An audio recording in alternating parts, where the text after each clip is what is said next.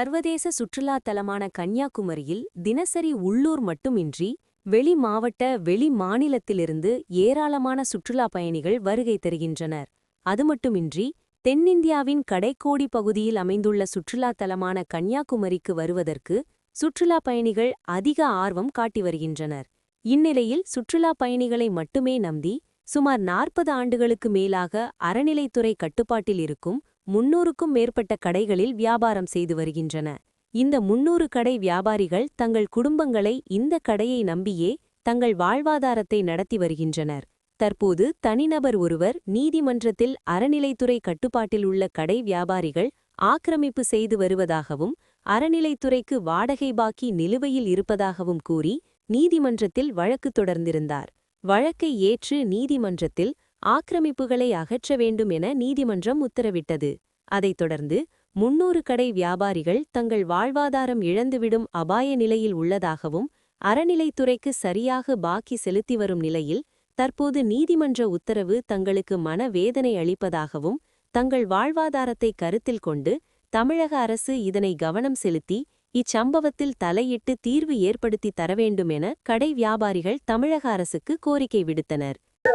சுமார் 30-40 ஆண்டுகளாக நகராட்சிக்கு சொந்தமான இடத்திலும் அறநிலைத்துறைக்கு சொந்தமான இடத்திலும் அவர்களுடைய அனுமதியோடு 30-40 ஆண்டு காலம் நாங்கள் வியாபாரம் செய்து எங்களுடைய குடும்ப வாழ்வாதாரத்தை நாங்கள் காப்பாற்றிக் கொண்டிருக்கிறோம்.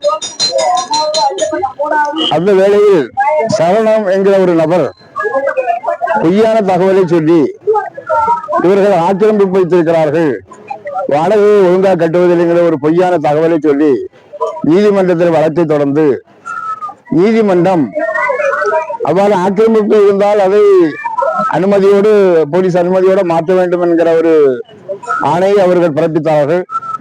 அந்த வகையில கடைக்கு முன்னால் 4 அடி 5 அடி வச்சிருக்கக்கூடிய ஆக்கிரமிப்பை அவர்கள் மாற்றி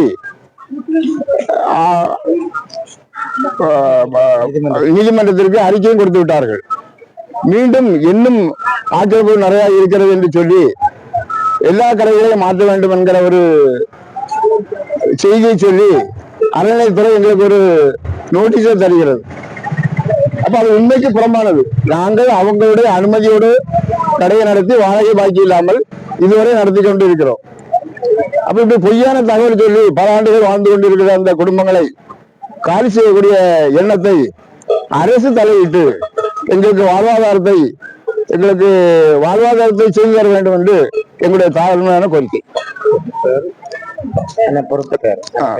தம்பி தங்கம் அனைத்து வியாபாரி சங்கத்தினுடைய தலைவர்.